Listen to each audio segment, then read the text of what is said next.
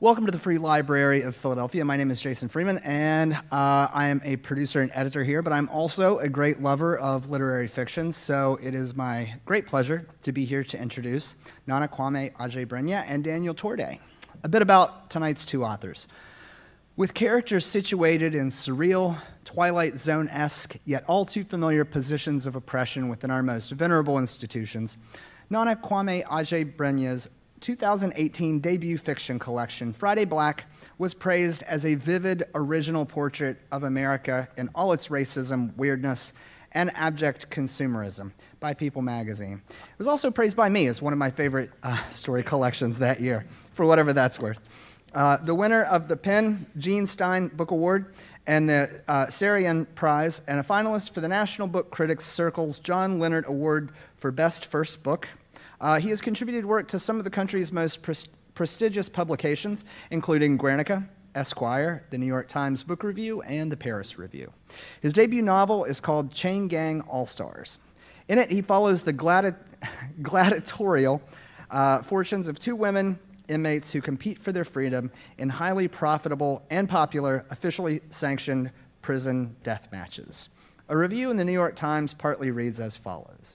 A writer who was up to the ideological but not the emotional task of such a novel might have settled for thinner characters.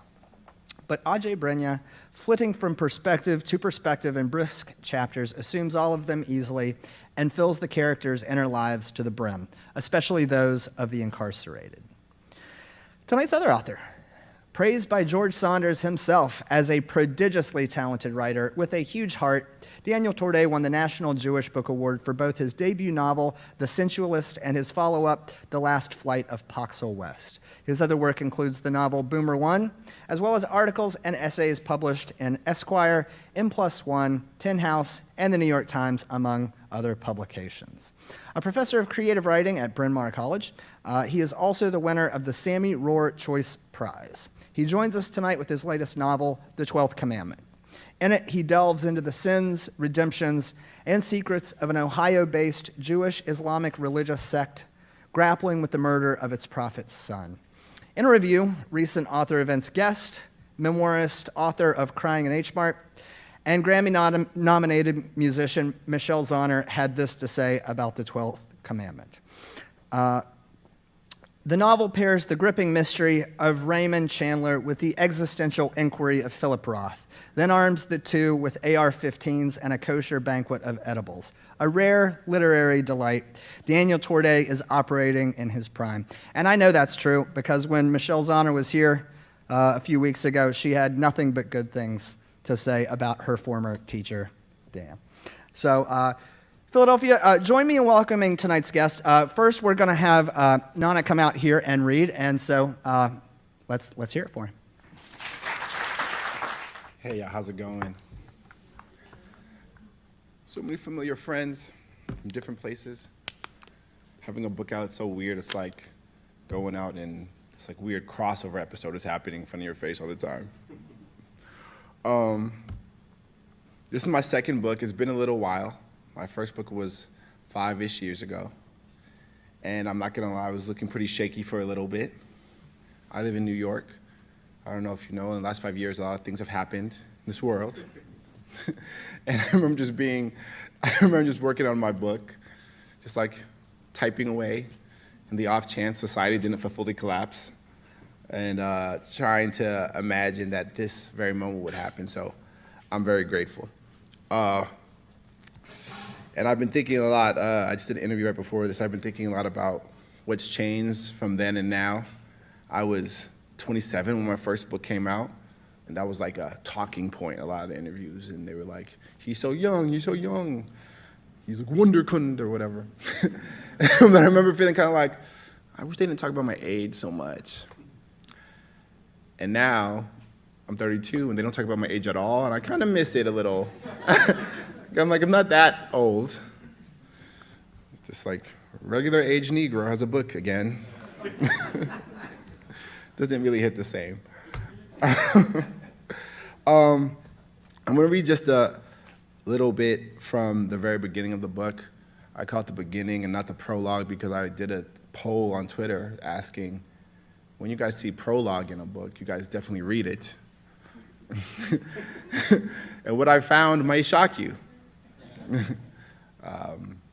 Please read it if you see in the book. This is just me speaking for authors generally. If you see it there, just humor us. Yes, I'm going to read a little bit from the prologue, and before that, I just want to say there's a lot of people here who I'm very grateful for, a lot of people who I look up to from my program at Syracuse. It's a very Q-Mob event. Daniel's one of like a Syracuse legend, so I'm grateful to share a stage with him here today. Many great friends in the stage. I mean, the audience, so thank you guys. Thank you to the library and to Uncle Bobby's.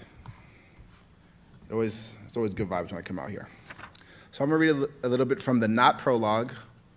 It's called The Freeing of Melancholia Bishop, and because I like to make audiences do labor unpaid, if I want to try to do something, I've been like trying out this first couple of stops. If I put my hand up, you guys think could say something like on that command, like together? The word would be bishop, for example. Let's try that. So 1, 2, 3. Kind of like that, but more. Let's try one more time. 1, 2, 3. Bishop. Chills. All right, y'all. This is not the prologue, and it's called The Freeing of Melancholia Bishop. And it's the beginning of a book that is in many ways about the carceral system and the ways in which we're sort of tricked and compelled to view each other's as beings whose humanity is negotiable. I'm really interested in how prison gets us to forget that all of us are sort of sacred, and our lives are, and that no human should be in a cage.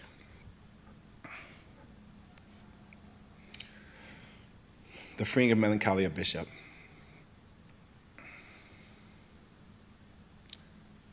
She felt their eyes, all those executioners. "Welcome, young lady," said Mickey Wright, the premier announcer for Chain Gang All-Stars, the crown jewel in the criminal action penal entertainment program. "Why don't you tell us your name?" His high boots were planted in the turf of the battleground, which was long and green, stroked with cocaine white hash marks like a divergent football field. It was Super Bowl weekend, a fact that Wright was contractually obligated to mention between every match that evening. "You know my name." She noticed her own steadiness and felt a dim love for herself. Strange. She'd counted herself wretched for so long. But the crowd seemed to appreciate her boldness. They cheered, though their support was edged with a brutal irony. They looked down on this black woman, dressed in the gray jumpsuit of the incarcerated. She was tall and strong. They looked down on her, and the tight coils of black hair on her head. They looked down gleefully. She was about to die.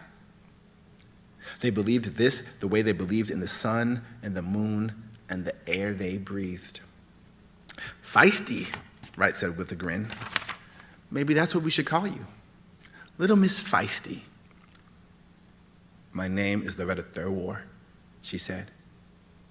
She looked at the people around her. There were so many of them, so many waves of humans who would never be the object of such cruel attention, would never know how to make you feel both tiny and all-powerful.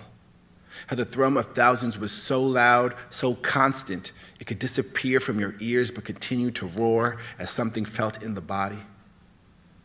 Thurwar gripped the weapon she'd been given, a thin, spiraling corkscrew with a cherrywood handle. It was light and simple and weak. "Not Little Miss Feisty, then?" Wright said, walking a wide orbit around her. "No." "That's probably for the best, Loretta." He stepped towards his box. "I hate wasting good names anyway." He laughed and the crowd echoed him. "Well, Loretta Thurwar." He threw his playful condescension directly at her, chopping her first name to 3 hard syllables, using a sing-song child's voice for her last. "Welcome to the battleground, baby."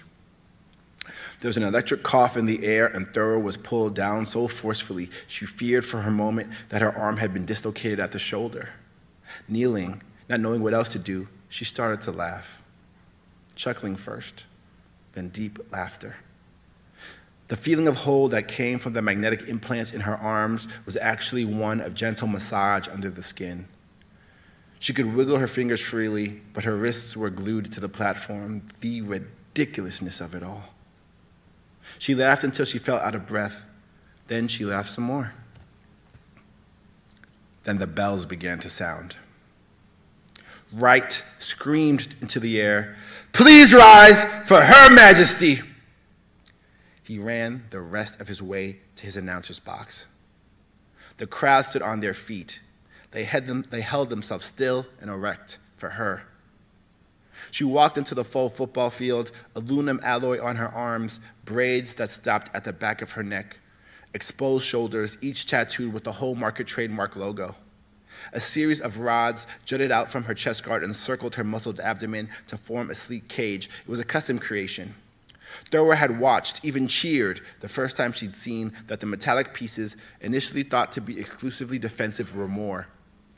She'd been watching, huddled with the others in her cell block around the streaming video feed, when the woman had removed 2 of the rods from her hip guard and pressed them into Slingshot Bob's eyes. And now, Thurwer was seeing them up close. This was Melancholia Bishop's final fight. Bishop had made it.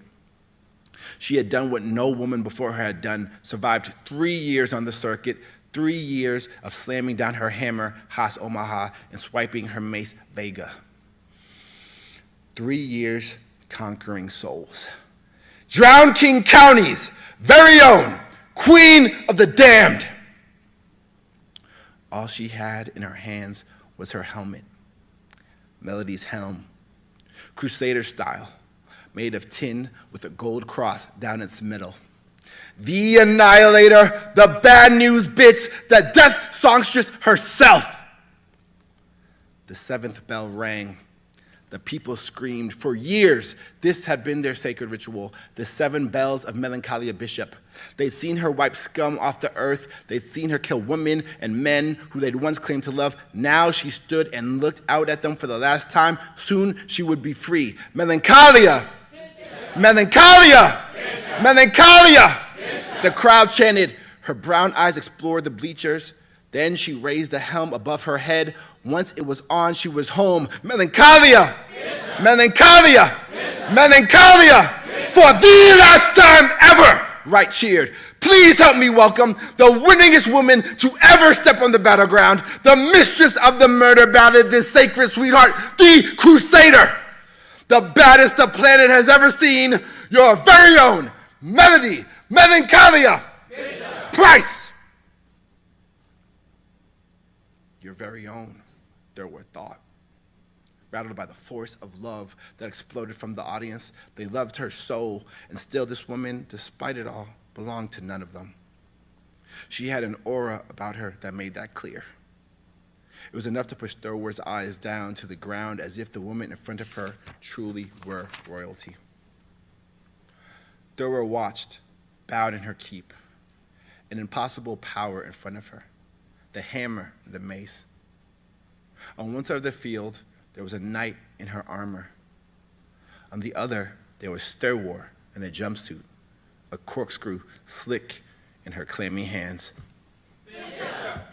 Bishop! Any final words for us, Melancholia? Wright asks.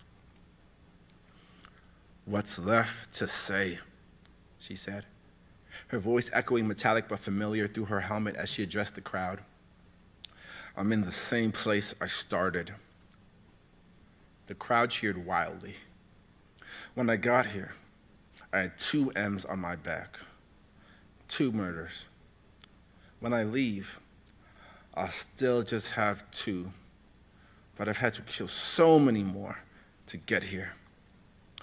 Yes, that's very true. You've cleaved through so many, Wright said, but any of those stand out to you? So many highlights. And you've overcome more than your fair share of doubt. Here on the mountaintop, when you look back down, what are you proudest of?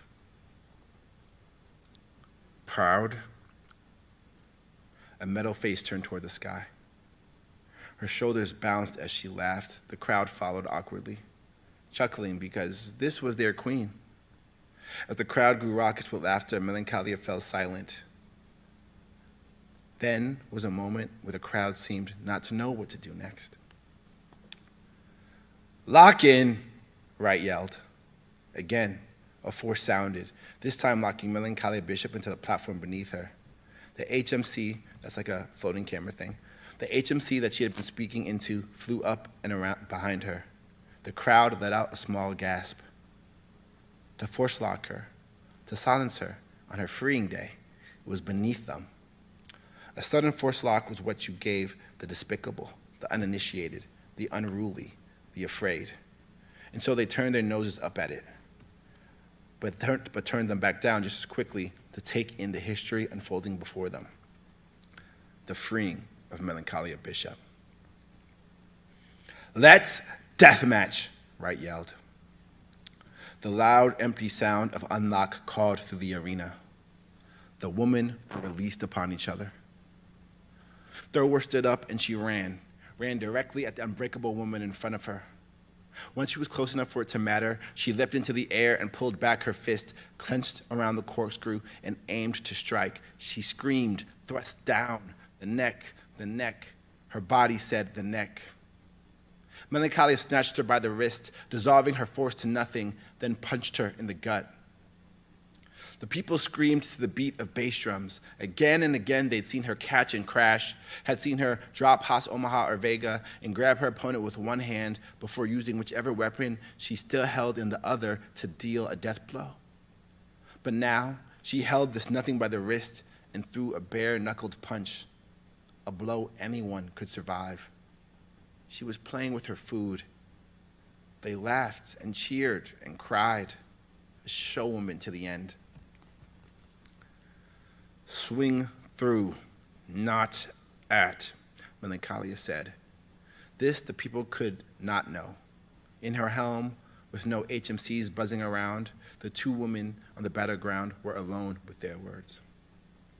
Melancholia punched Thurwer again and threw her down to the grass. Thurwer knew she'd been spared. She didn't know why. She swallowed the death she'd seen the moment Bishop had held her. She looked up at the heroic, terrible woman standing above her. "Can you hear me?" Melancholia asked. Thurwer scrambled through the field, panting hard, sweeping over the green. She lost the corkscrew. She hated herself. An intense, familiar feeling. She was crying. She pitied the sad thing she'd become in that moment, hunched and searching, frantic and soon dead, but her murderer was speaking to her. "Listen to me," she said. Then Thurwer felt a kick to the ribs. She rolled over in the grass, gasped air in, and scrambled to her feet again. She gathered herself and looked at the crusader. Thurwer wanted to win. She wanted it desperately. She had a furious desire to crush this woman in front of her. She wanted the crowd to weep. For the first time in so long, she wanted to live. With no weapon at hand, Thurwer ran at Melancholia. Before she could leap, she saw that both the hammer and mace were on the ground. The Titan was making a game of her life. She sprinted and tackled the woman with the urgency of the dying. They tumbled together briefly, their bodies rushing over white hash marks. Then Thurwer felt a tightness at her scalp. She reached up in the tussle and felt a blow to the chest. She was dragged by her hair to her knees. "Shave all of it," Melancholia said, her fist full of Thurwer's hair. This time Thurwer heard her, understood she was being given a directive. "Shave off your hair," Bishop repeated, her voice hard and low. She punched Thurwer in the face again. Thurwer tasted blood falling from her nose to her lips. Again she was thrown to the ground. "It's right in front of you," Thurwer heard. "Choose now." Melancholia raised her arms in victory. The whole world screamed. Thurwer saw it. The coil of metal stuck into the wood. She leapt at it like a snake, and in her rush to grab it, she cut her own middle finger deeply. She ignored the blood, rose to her feet, and as she did, Melancholia Bishop turned to her, then reached down and grabbed the hammer. Thurwer took long, careful steps as she moved in a wide perimeter around Melancholia. The noise had settled to an even roar, but the sound was just an echo now, as was the pain in her body. I played their game. You don't play it. I'm not dying here, Thurwar said. A long, smothered part of her emerged. Then swing through, not at. Thurwar watched Bishop. I am very tired, the other woman said. Do you understand? I'm not dying here, Thurwar repeated, the words summoning themselves. She continued to circle Bishop, backing farther away, gathering space to charge. Bishop followed her in a smooth pivot. Then swing through, not at, and shave your fucking head, and make them love a version of you. That's the important part. Whatever you do, love, then get out. Thurwar waited, corkscrew clenched in fist. Bishop's knees bent, just enough for her stance to say, come at me. She looked at Thurwar when she spoke. I'm not going to let you live. You're going to choose to live. I'm going to swing across my body. Once the hammer goes, I can't stop it. Understand? Thurwar did and she didn't. She couldn't. Not then. Bishop reached for her helmet and pulled it off. Even against her dark skin, the scars on her neck gleamed. Her black hair was in tight cornrows. Melancholia raised her arm, and the crowd screamed anew in delight. Thurwar glanced up at the Jumbotron. It occurred to her then that this god was a woman like her. Melancholia smiled briefly, once more, before her face became hard and murderous. Thurwar stepped forward toward her destiny. Her left arm pumped into the air. Her hand was kept loosely, and she shot her right leg up, planting it as hard as she could. She pushed forward, fully immersed in the freedom of building momentum. Her eyes were trained on Bishop's neck, as supple and human as anyone's. Her left arm careened back, scooping the air and hurtling it behind her as her left leg jutted up. Her knee pulled forward, and her stride grew. She ran. Her left foot fell first. The midsole landed, and she rolled purposely to her toes before pushing off again. Her body would always remember how to run with purpose. Again, her arms reversed themselves, slipping precisely past each other as her right leg rose and fell, her stride opening still. She was very close. She thought of nothing, put her trust in her body as it sped forward. Her arms switch-bladed and her legs carried. She continued the push and switch of her arms and legs, forging speed. Her body told her, this speed, me, your body is your weapon. When she was 2 paces away, Melancholia's arm swung backward, a negative motion, a buildup. She pulled the hammer back, the picture of destructive potential.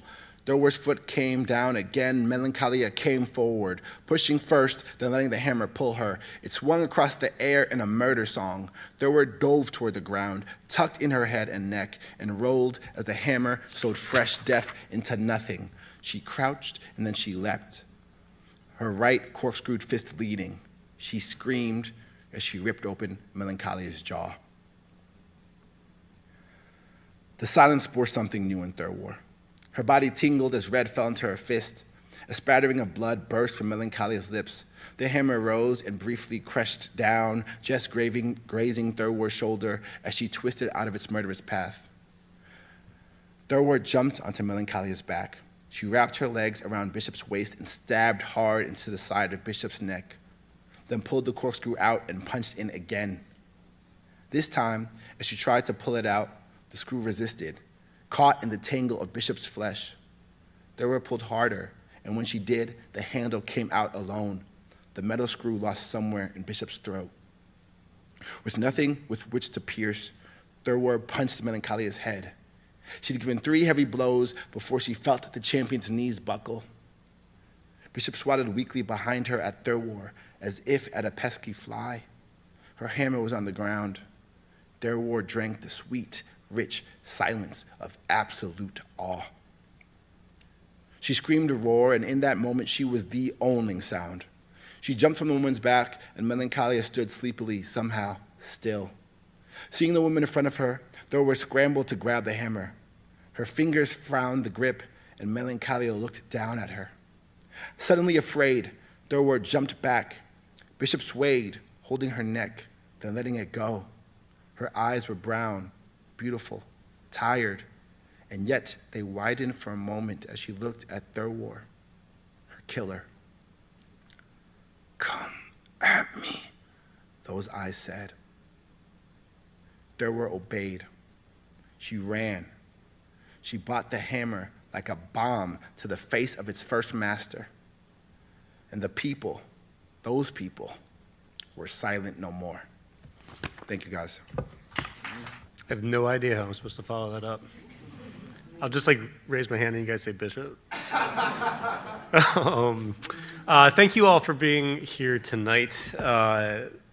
I just wanted to start off by saying just a huge thank you to Andy Kane and to Jason, who are just amazing in keeping this thing going. As you all might remember, there was a period somewhat recently where we couldn't do things. And Nana and I actually were here for an event for Friday Black, right before that all went down. So it's just amazing to be able to be back in the space and see all these faces, so many of them not even masked, which is amazing. And also this just feels like such a huge kind of hometown thing for me. I've been living in Philly for 20 years now, which means I've only got 150 years before I'll actually be from here. And also I need to be a little older in Italian apparently, but it is this space is just so iconic, and for there to have been a year and a half where folks couldn't be in this space was a really big deal. So I just wanted to take a moment to just say it's huge to be back, and also just to see former students, and my parents are here, so say bishop to them at some point, and Nana and I had this just incredibly lucky experience of being up at this writing program in Syracuse. I actually met Nana. I went up there to read for my first big book, The Last Flight of Poxel West, and met Nana, and he was kind of very cool in the back of the class. And I remember George Saunders saying that guy's writing some really good stories. And then when he came down here, it just felt okay, here's the coronation. And when we were talking on these chairs, which is 5 years ago. I remember Nana was just so how do you write a novel? And this book, if you haven't actually read it cover to cover yet, you just heard what it sounds like, but the payoff over the course of 400 pages is just remarkable. So, listen to the audiobook, read the book with the actual pages, whenever the movie comes out, watch it twice. But I feel super lucky to share a stage with Nana here. I might start crying. Are you guys down with that? So I guess I'm supposed to talk about this book a little bit. So this book is called The 12th Commandment. It's my fourth book, so I would never have that many children, I guess. So I suppose I'm supposed to still care about it and feed it and stuff. It's a bit of a weird book. I will say if there's a connection in some ways between this beautiful book that Nana was just reading from and then what I've fallen into here is... it is kind of a dark kind of, for me, and we can talk about this when we're in those chairs, but I think it's a little bit of my Trump era book. I did want to really get deep into this question of mysticism, and particularly a kind of Jewish mysticism that interested me through this sect called the Donmei, who since the middle of the 17th century followed a false prophet who forced them to live outwardly Islamic, so they had mosques. And then inwardly, they would read Kabbalah, Jewish mysticism. And they still exist. There's still 20,000 of them in Istanbul today. I've had that experience when a book comes out that I'm sure Nana has had, where I spent 6 years trying to find American Donmei and met a couple, and then the second that the first review came out, I got 30 emails, and was why didn't you email me when I was trying to do this research? But it doesn't work that way. So there are lots of Americans who also practice this religion. So anyway, I've imagined a bunch of them in Central Ohio. And imagined a kind of clash of cultures that was taking place. I'll say, I'd kind of hoped to write a book where I was in Istanbul and meeting a bunch of these folks, and I'd started talking to them right before I started writing, and actually this was around 2017, 2018 when President Erdogan of Turkey had started really cracking down. And it became clear that I was actually putting some folks' lives potentially at risk, even just going on Zoom with them, because there was so much surveillance going on. So I basically had to kind of really turn the page on what I was going to do and just turn it into a really just a purely imaginative act, which for me is more fun. And I think there's a little more freedom. But it also was a real lesson. And there's a famous Philip Roth quote in the 70s. Philip Roth spent a bunch of time in the Czech Republic trying to bring all these Czech writers who are still under the Iron Curtain to the States to bring their work here. And he said, what I discovered was that in the Czech Republic, you're not allowed to write anything, but everything matters. And here in the States, you can write whatever you want and nothing matters. And I kind of feel like maybe we went through, not to like be histrionic about it, but a little bit of period since 2016 where it's just like, oh, maybe, I mean, there's like a lot of fucking books being banned right now, and maybe we're sort of in a space where everything matters here, and also it's like not entirely clear what you can put down on the page now. So this was at least an attempt to get there. Anyway, which is a long-winded way of saying I'm going to read you a scene in which our main character eats a bunch of edibles and gets involved with a prophet, which is clearly how things are supposed to go. Our main character, Zeke, has come from New York, and he's fallen in with this, which is essentially a kind of like a mystical cult. Their 12th commandment, which they have 18 commandments, and their 12th commandment is I'll read it to you verbatim, and this is their actual 12th commandment. Says, Commandment 12, it is not a sin in the eyes of God to kill a member of the community who reveals the secrets of his religion. Hate these traitors, even kill him if he is dangerous to the community. So this is a community that's so interwoven that it's like literally in their religious dictates that you could kill somebody if they were to reveal their secrets, and the prophet's son has been murdered, so Zeke has come to find out about it. You still with me? Bishop? Okay, so I'm going to read a little bit, and then we'll talk. Okay. By the way, I'm now old enough that I really needed reading glasses and didn't bring them, so I'm just going to be all up in this shit. Off in what must have been the longest of long distances, Natan was speaking over the PA system again, and Natan is the prophet. Not words, just a whir of the prophet's very knowable and affable intonation. And now a girl next to Zeke, who was very beautiful, was putting something cold and hard in his hand. He looked down and couldn't really tell for a second what it was. He looked at her dark face, the black spots all along it, and she put her thumb and forefinger together and put them to her mouth and looked down at the cold, hard thing. It grew apparent it was a vape pen. He put it to his mouth, his lungs filled with the Ein Sof. And I should say, so in Jewish mysticism, the Ein Sof is the mystics believe that there was a time where there was nothing, and then God was the Ein Sof who came in to create like a space that wasn't the Ein Sof, and so part of the goal was to like go back to that pure time when there was nothing. Yeah. Going to learn some stuff about Jews here. Releasing the divine sparks, discarding the husks. His whole body had a warm glow all over, staring at his shoulders and up into the sides of his neck. There was a tickling in his inner ears, and the wow, wow, wow was in his deeper ears again, and now he was walking. They were all walking, so many people walking. It was 100, 1,000 people walking in a kind of exodus. They were walking at the same time. It was so hot. There was snow on the ground still and sun in the sky bodily. It was so hot. Up ahead, 3, 4, 18,000 of the people were starting to take off their clothes, then their sweaters. The girl with the vape pen was taking off her shirt. She was just wearing a bra, which was white against the very brown of her bare torso. How do you do away with hot skin? You take off clothes. Was that out loud? How do you do away with hot skin? Was he speaking it to the girl who was now in front of him? She walks in front of him, the whole Ein Sophistic world coming forth at once. To the right, the sheep are braying in their pen. Each time what was once supernal snow now clearly is not snow, but brown ground, brown ground, brown ground. It's definitely in his mouth now. In his head, brown ground, round mound, confounded. He's sure he didn't say that last, but the girl hands him the vape pen, and they stop while the influx of the masses of Ma'amanim file past them so they can take another toke. The girl looks at him, and she's laughing so hard. There are tears coming from her eyes. There are tears coming from eyes so watery the world is indecipherable. And the girl says, with her mouth all exaggerated, brown ground. He hands her back the toke machine. He thinks of it now as the toke machine. He says out loud, he knows he's saying it out loud, I'm going to call it the toke machine because it's the toke machine. And they keep walking, and the girl is saying toke machine, smoke machine, everybody's going to have to choke machine. And a hard-to-place tune. They're way past the sheep. They're way down the path. The heaviest of the supernal wow, wow, wow has subsided with the warmth on the skin, and they're down into a declivity. They're up into the blue sky, down in the woods.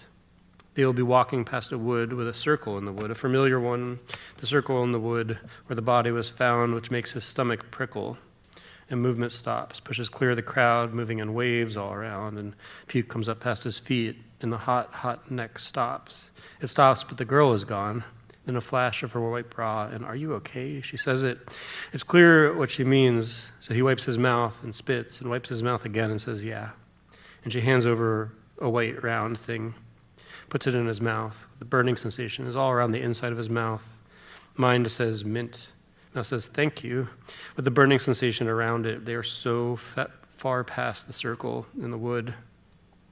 Time, but there is no time, and the sound of the rush of water, and it isn't the water supposed to stop, but now the people move to the sides along the bank of the creek. They're at the banks of the creek, and it seems they're all there, every one of them, while there is a man next to him, still in a black suit, black hat, tipping his body back and forth.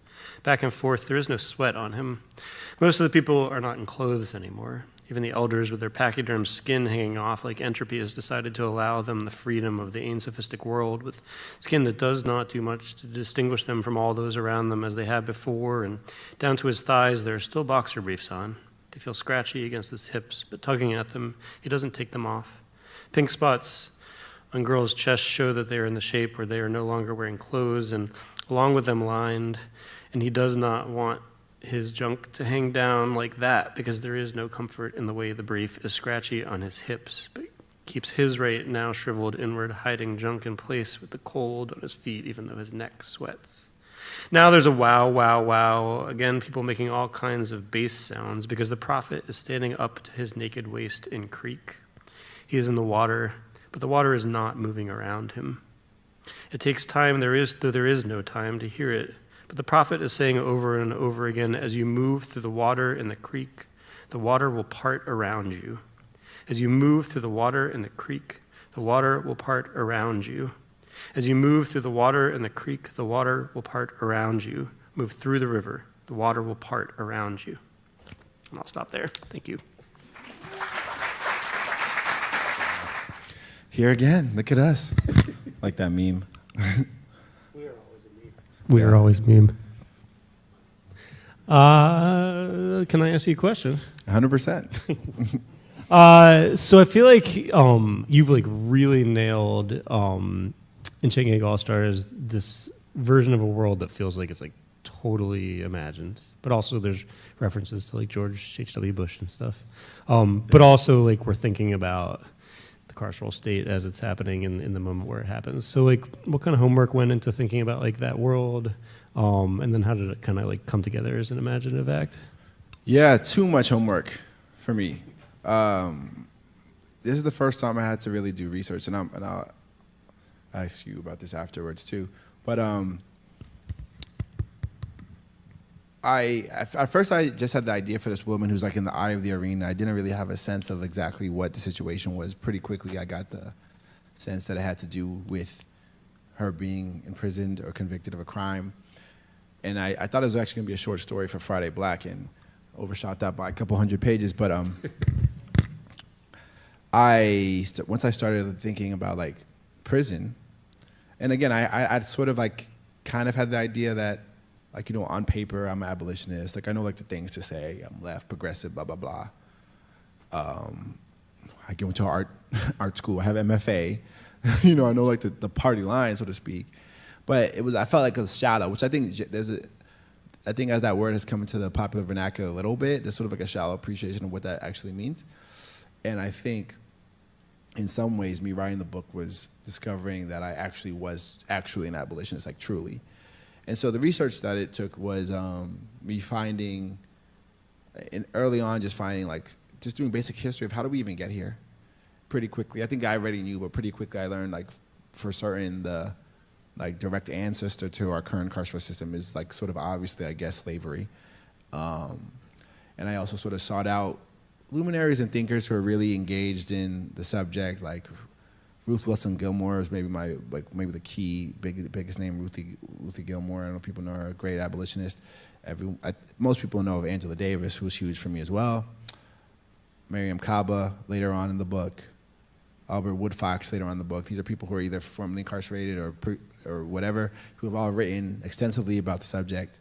And I also try to read like just scholarly articles and whatever I could get my hands on, a lot of empirical like number stuff, because there's a part of your brain that kind of like just, besides like the, I don't know, evil of it, what's the efficacy? And spoiler alert, it's not high for prisons, meaning it doesn't deter what we would hope it does.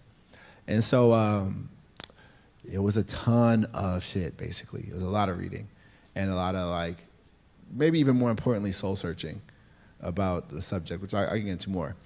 So can I ask you the like natural follow-up on that?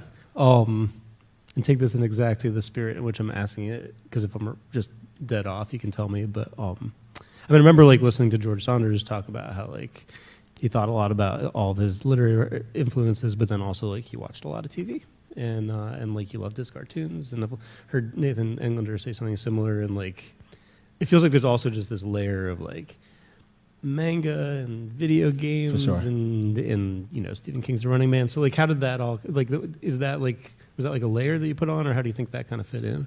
Absolutely, 100%. I'm a gamer, or especially I got back into it during my MFA like era and like college era, like from college to MFA and a couple years after that, I kind of lost the gaming thing because I was like, I'm grinding really hard and da-da-da. But it was in me because it's a way of thinking through story, a way that you are very much implicated in games as a decision maker. So that's something that was always involved in me, also involved in my mind, I guess. I'm a huge manga person. I'm from like the OG, at least for the American side, Naruto, One Piece, era. And so, but also I'm still tapped in. So what's important for that is that, for this book, is that I'm used to, I guess, serious philosophical debate happening while cool, like, fighting shit is happening at the same time. Right. And the fight being kind of a metaphor for, like, philosophical argument. So that's very natural to me. Like, I have no problem imagining, like, where we're like, oh, a notebook falls from the sky, but if you write their name in it, someone dies. And now what's the more ethical, like, boundaries of using that, Because I've been, from a child, I've been exposed to that. So yeah, 100%, there's so many ways in which manga, and also the gamification of actual Chain Gang All-Stars, thinking about these weapons have names, and there's certain levels, and there's all these things. It's a lot, I realize now it's a lot easier for me to access that stuff through having had a background in games.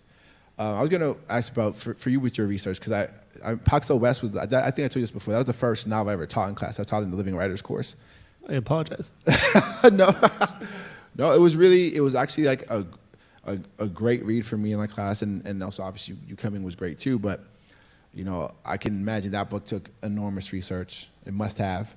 And this book must took incredible research, which also must have been kind of precarious because of some of the things you just said. So I'm wondering, over the course of because basically I'm saying, I get the sense that you must have become a researcher over the course of over your like career of writing books, and how has doing Paxo West and some of these other books, Boomer and now this, how have you grown as a researcher, and how has it sort of been a part of your process? Yeah, that's a good question. And it definitely was not natural for me. Like, I mean, I was I'm a teensy bit. Why do you keep doing it?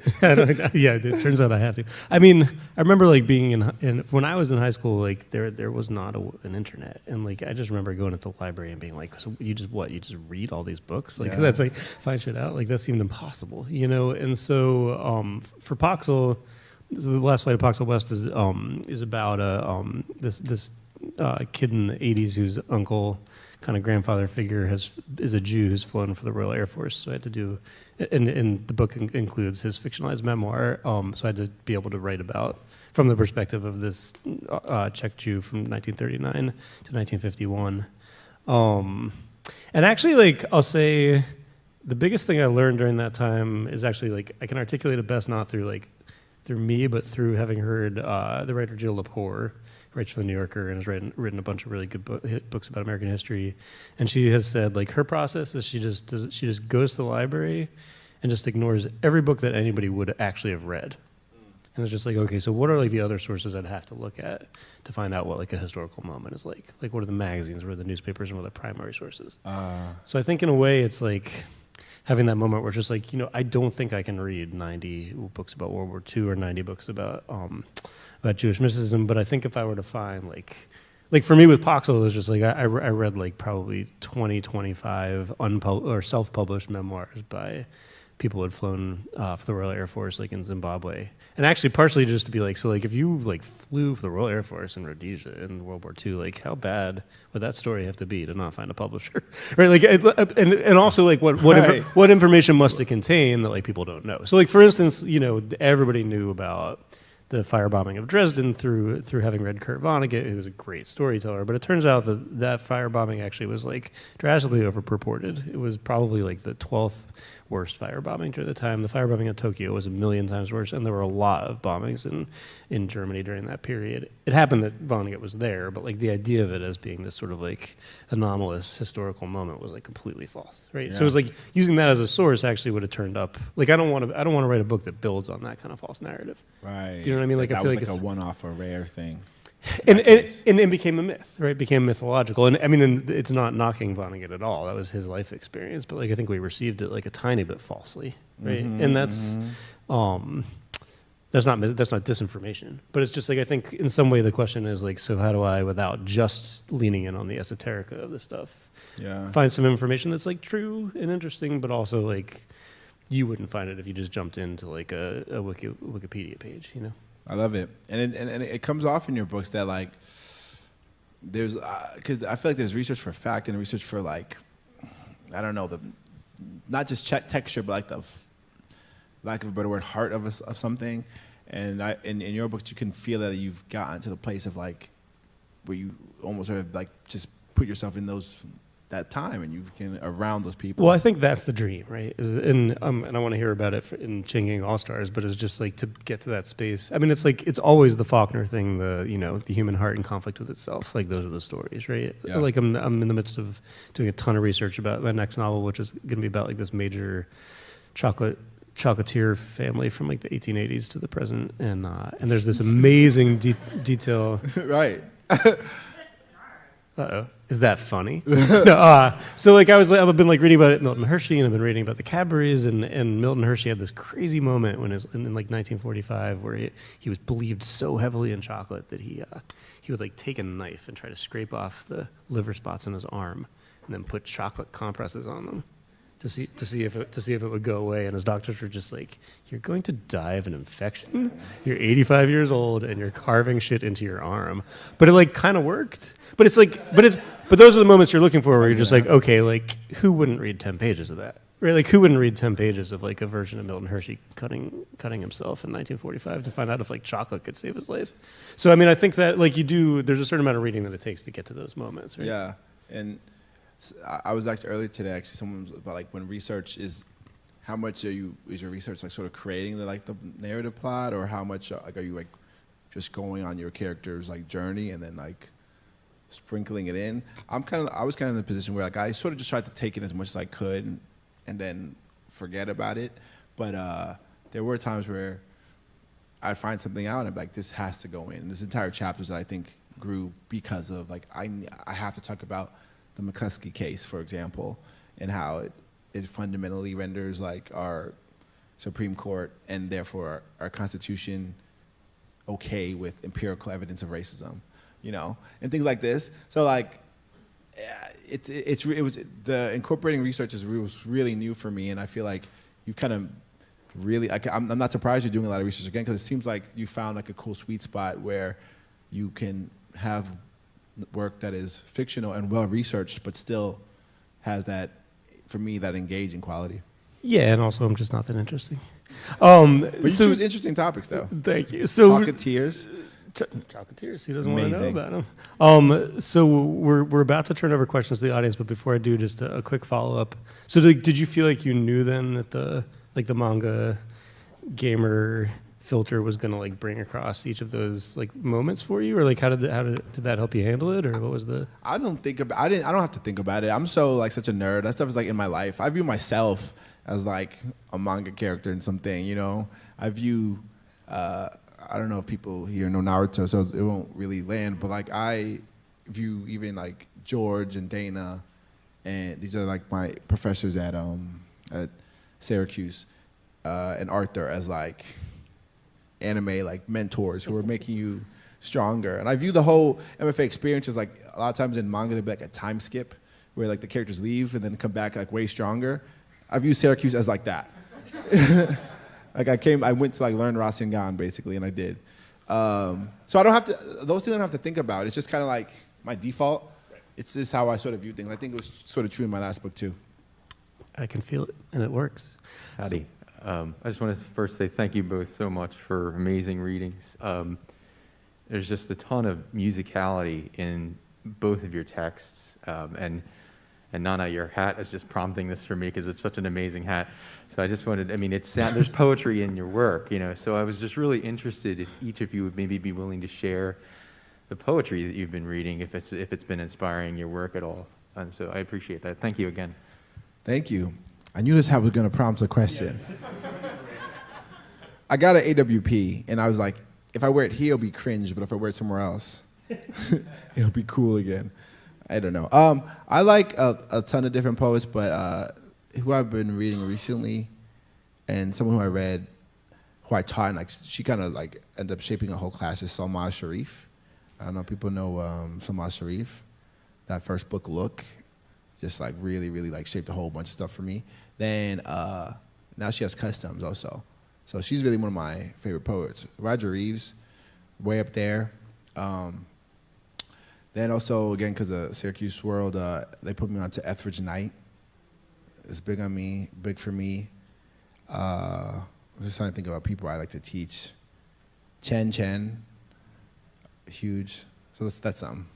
Sassy snaps, yeah. So I read a ton of poetry. I feel like it's like the novelists I know who I love read a lot of poetry and wear hats that say so.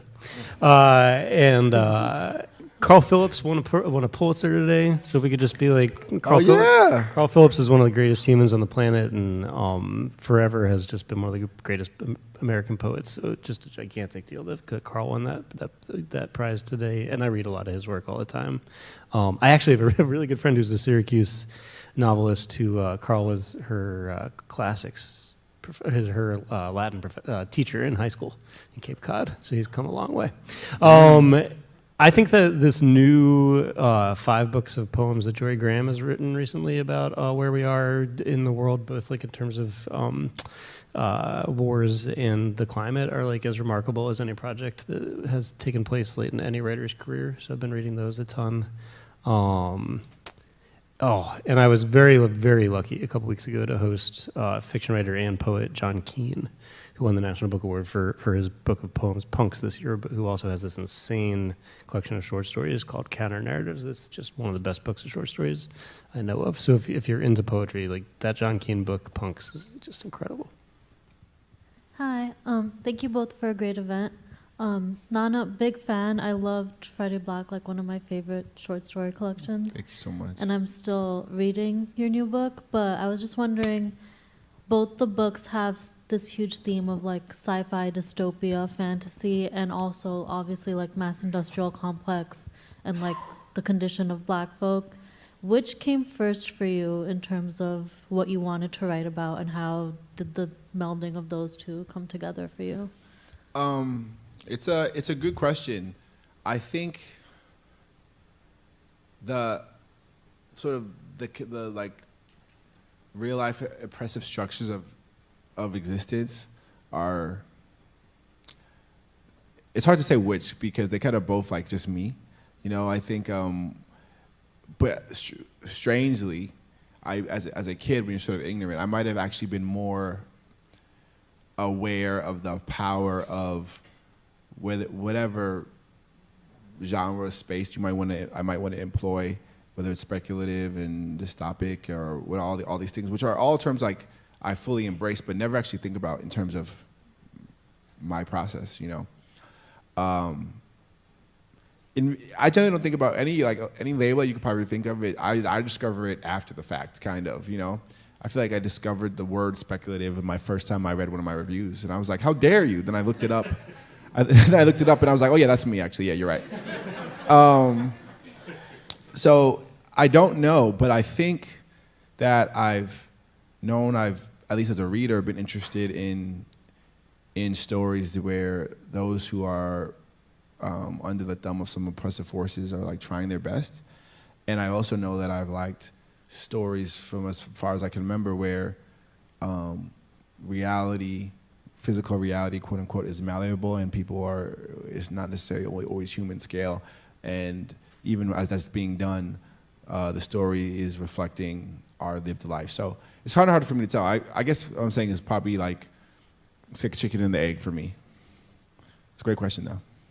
Thank you for the life that you put into your words. It's very appreciated. I have a question for both of you, and it's twofold. The first part is it time for revolution? And if so, what is the role of the writer? I'll go first. You mean like right now? Yes. It's time for some small revolutions. I mean, I feel like I feel better specific than broad, and I would say like there's a very clear trajectory right now, probably the next 4 to 10 years, where if we truly have an illegitimate Supreme Court, the thing that scares people on both sides of any issue is that at some point the choice is to simply not follow the laws that they've put on the books. I mean, and I will say, like, I don't think that's even necessarily revolutionary. I mean, I think the true fear of an actually illegitimate Supreme Court is that if we don't have a body that's overseeing our laws and we stop following them, then we don't have laws anymore. So that sounds a little bit like revolution. And the writer's role is to just cower in a corner, just kind of like shaking. No, I mean, I think the writer's role is just always just to say the truth as accurately as possible while also making you laugh. And like for me, that's what I love about Nana's work, right? Is that like I've actually really liked the reviews that I've read of Changing All Stars so far because they all sort of have this like, holy shit, this like put me back on my heels, but also I was laughing and I didn't know if I could or should. And I think there's a lot of reasons we laugh, and some are because the thing is sort of like funny because you told a joke, and some are funny because it's just like if you just say a thing. Like my favorite, Richard Pryor, Chris Rock, Jerry Seinfeld, you name the comedian, like most of their humor is good because they just say a thing that's so true that it makes you laugh because you're like, shit, I definitely am not as smart or as direct as you are. And I think there's always a role for the writer to do that while cowering in a corner. So first part, yes, for sure. And that means so many different ways. I'm totally a fan of like constitutional politics. I think that our current version of, I think that we should really like from the ground be willing to like change things. I know it's scary for people, but I've totally, because when I say abolitionist, like real abolition requires a fundamental paradigm shift of almost all our systems. And I think people think mostly about removing prisons. It's really about adding things just as much. We don't have the infrastructural capacity to respond compassionately to poverty, to the fact of poverty, which is already like so created by man. We don't have the infrastructural capacity to respond compassionately to mental health crises. We don't have the infrastructural capacity to respond compassionately to addiction, the disease of addiction. And those three things alone account for like 90-something% of all people who are incarcerated. And so really completely reimagining our systems is required. And so that's, and that sounds really big, but just accepting that premise is important for me, that we can do that and we should do that.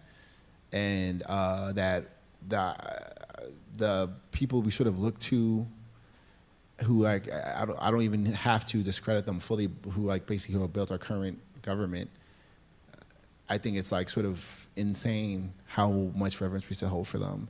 People who really wouldn't view most of us as even human. And, we can do much, much, much better. And so I think we should try. But I think because of the potential for like getting things worse, we're often very afraid. But I believe in like trying. So I think every role is very different. I think that's why we need all these different types of writers. I think my lane is, I think I have a couple of roles. I think one of them is I feel very comfortable reading, whether it's someone like Ruthie Gilmore or Angela Davis or, I don't know, Audre Lorde or whoever, and like that some people who are not already here with us aren't gonna read. And I could like sometimes almost like Trojan horse that same exact message to them in like a different way, which feels like, I think it's very necessary. Like are we taping this right now? What? We are? Yeah, we are. Okay, then forget it. Could you rewind? But there's sometimes as a writer, I really care about galvanizing like us or people who because of the way you asked that question, I kind of can guess like where you're at with it. But I also care about like actually like not just for scrimmage, like changing the world. and maybe I'm like naive or like it's crazy hubris, but I mean like in my lifetime I would like to see it, some of it at least, not all of it but a lot of it. And so I think part of my job is to like there are some people whose like ideas about abolition, just because of the packaging, people can't receive it. And I think I could give them that exact same like substance in a way that they can take, and maybe not even realize. Which that sounds sinister or like shady or something, but I think that's like, I actually think that's like probably my artistic purpose, at least at this moment. Well, not to break protocol, but to continue this conversation a little bit. I mean, here we are sitting in Philadelphia, where first of all, like Eastern State Penitentiary is right here, and you actually should go and spend some time there before. I did when I was researching the book. Okay, good. So I mean, and we know like the whole history of how that model went straight up to upstate New York. Did not work. Right, did not work.